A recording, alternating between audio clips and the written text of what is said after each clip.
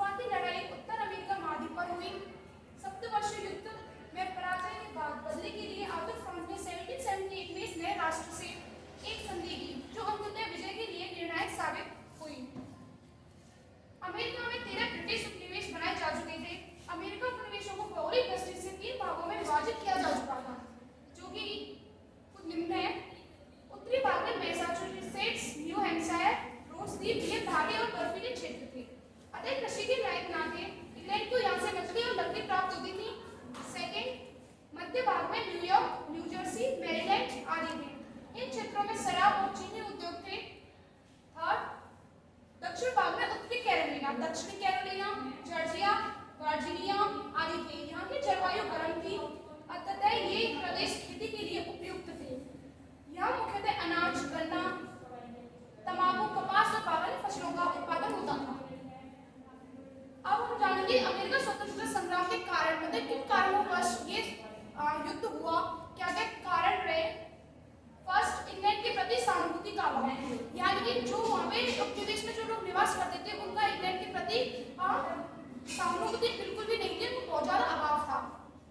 उपनिवेशों में ब्रिटिश शासकों के अतिरिक्त अन्य इंग्लैंडों के प्रति अनुभूति नहीं थी। ब्रिटिश न्यायाधीश अपराधियों को दंडित करने के लिए अमेरिका महाद्वीप भेजते थे, यानी कि अगर वो लोग कुछ भी अपराध करते तो उन्हें वहां ना रख के इंग्लैंड भेजा जाता था। इसीलिए अमेरिका वहां पे बहुत ज्यादा सहानुभूति का अभाव था। जिनको दंडित करने के लिए उनके परिवार की कोई सहानुभूति इंग्लैंड से नहीं थी। इंग्लैंड और अमेरिका के बीच 300 मील की दूरी थी, जिसे पार करके उन्हें वहां पे भेजा जाता था। यातायात के साधनों के अभाव के कारण भी सहानुभूति का अभाव था, यानी कि वहां से भेजे जाने के लिए भी बहुत साधनों के बहुत ज्यादा अभाव था, इसलिए भी उनकी उससे सहानुभूति बहुत कम थी। सेकेंड, राष्ट्रीयता का अभाव। 17वीं सदी तक इंग्लैंड के उपनिवेशों में हस्तक्षेप की नीति लागू थी। इस नीति के अंतर्गत राजस्व वसूली के लिए कोई कठोर कदम नहीं उठाए गए। उपनिवेश वासियों में इतना आत्मविश्वास पैदा हो चुका था कि वे अपना स्वयं का जीवन व्यतीत करना सीख चुके थे, परंतु मातृ राष्ट्र के द्वारा हस्तक्षेप का उपनिवेशों ने विरोध किया। थर्ड, सप्तवर्षीय युद्ध, जो कि 1956 से 1763 तक चला। कनाडा में उत्तरी अमेरिका में उपनिवेशों को लेकर इंग्लैंड और फ्रांस के बीच युद्ध हुआ। इस युद्ध में पेरिस की संधि से समापन हुआ, मतलब ये युद्ध जो चला था वो पेरिस की संधि से समाप्त हुआ। इस युद्ध के पश्चात कनाडा और उत्तरी अमेरिका के उपनिवेशों पर इंग्लैंड का पूर्ण रूप से अधिकार हो गया। फोर्थ, इंग्लैंड की आर्थिक नीति। सप्तवर्षीय युद्ध के बाद इंग्लैंड ने कई नियमों को कानून लागू किए, उन्हें 3 समूहों में विभाजित किया। इंग्लैंड ने कई नियमों का कानून लागू किए, उन्हें 3 समूहों में विभाजित किया गया। एक, नौ संचालन समूह, जो संचालन अधिनियमों के उपनिवेशों के लिए आयात और निर्यात केवल ब्रिटिश राज्य के द्वारा ही प्रयोग अनिवार्य किया गया।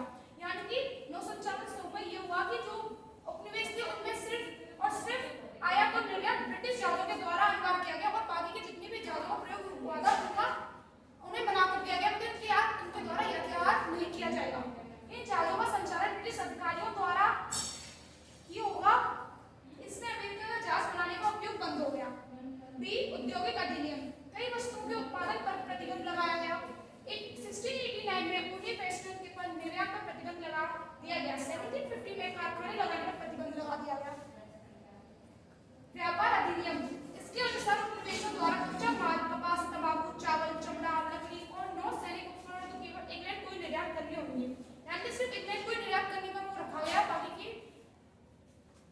फिफ्थ, इंग्लैंड की नई आर्थिक नीति। सप्तवर्षीय युद्ध के बाद राजस्व वसूली के लिए उठाए गए कदम, मतलब राजस्व वसूली के जो कदम उठाए गए वो निम्न हैं। फर्स्ट, शुगर एक्ट 1764 में।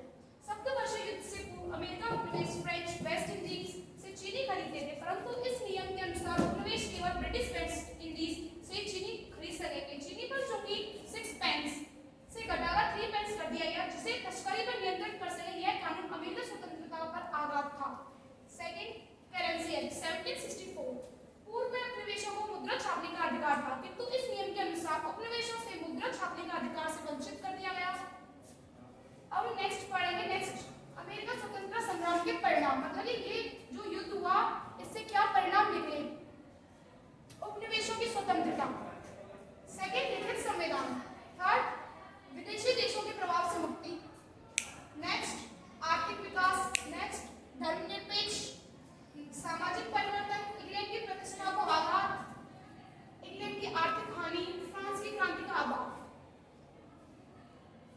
विश्व के इतिहास में अमेरिका